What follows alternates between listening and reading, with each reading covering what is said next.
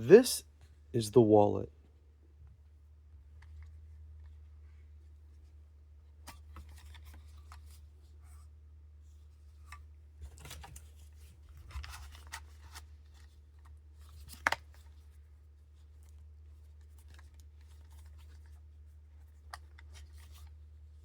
So you have your open slot right here.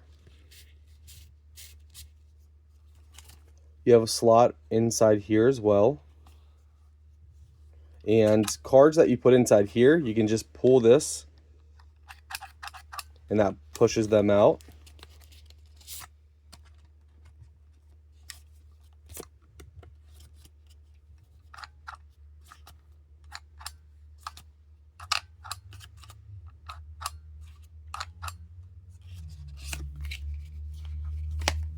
You also have one slot here, one slot here.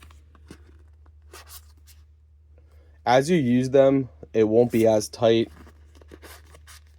So it might seem really tight to start, but once you actually start using them, you also have a slot right over here.